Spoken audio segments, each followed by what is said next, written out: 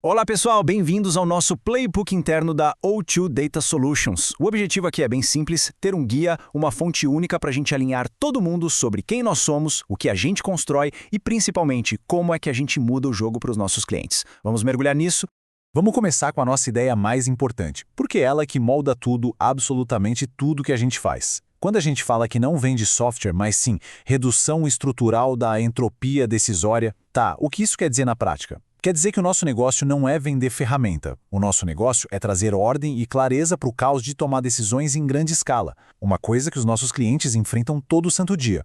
Para a gente entender de verdade o nosso valor, primeiro a gente precisa entender o problema que a gente resolve. E olha, isso é crucial, porque o nosso foco é totalmente diferente da maioria do mercado. A gente não está aqui só para melhorar um processo antigo, a gente está introduzindo um jeito completamente novo de pensar.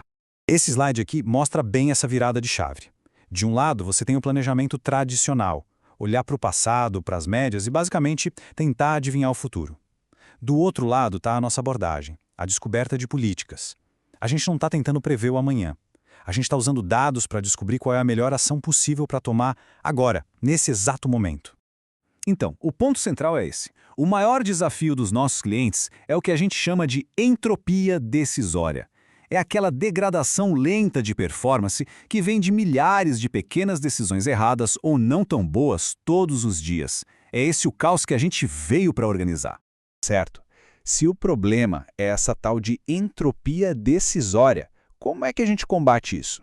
Agora a gente vai, digamos, abrir o capô e olhar para o motor que move toda a nossa filosofia e a nossa tecnologia.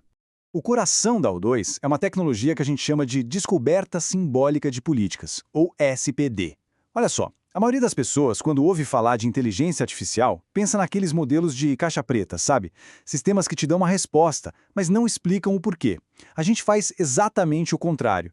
Nosso sistema não treina um modelo. Ele descobre leis matemáticas, fórmulas que são transparentes, que dá para auditar e que governam as melhores decisões. E tem uma analogia que a gente usa que é perfeita para isso.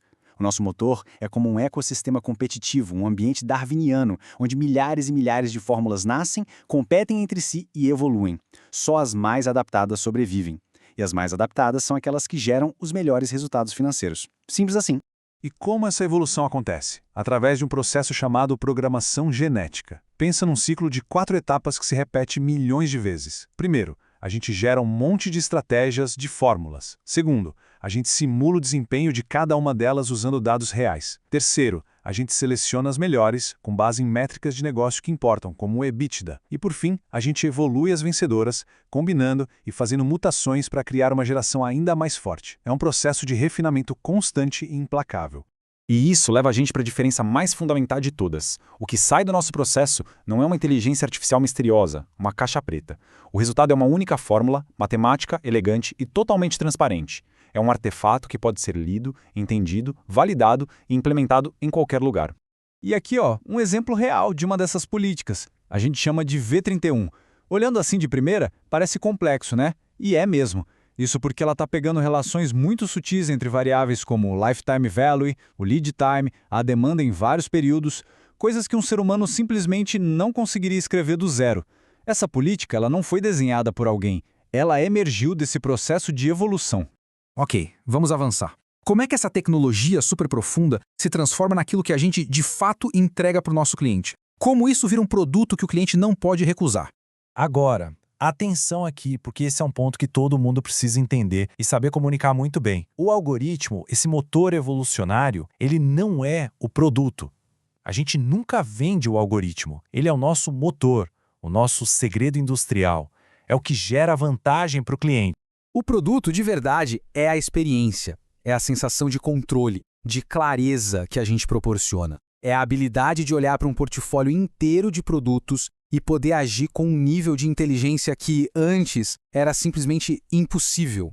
E a gente entrega esse valor de 2 formas principais. A primeira é a grade de decisão, que é a nossa interface, a nossa tela para essa inteligência toda, e a segunda é o raio-x de estoque, que é o nosso primeiro projeto com o cliente para a gente mostrar com os dados dele o impacto inegável do nosso trabalho. E bom, os resultados falam por si. A gente não está falando de uma melhoria pequena, marginal. Dê uma olhada nessa comparação direta. A nossa política, a V31, contra o modelo tradicional de decisões humanas apoiadas por um ERP. A gente supera eles em todas as métricas importantes, do faturamento ao lucro e à eficiência operacional.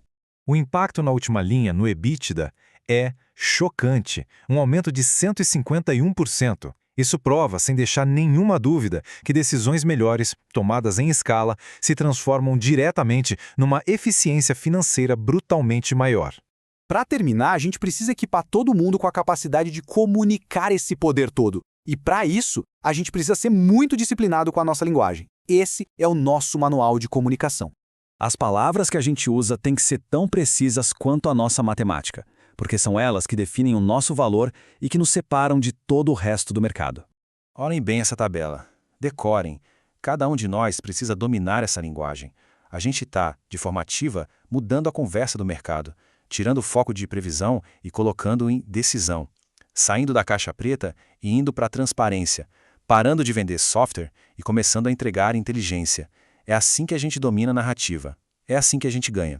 E vamos fechar com essa ideia. A gente criou algo realmente extraordinário aqui. O nosso trabalho agora é levar essa criação para o mundo e fazer isso com clareza, com confiança e, acima de tudo, com uma voz unificada.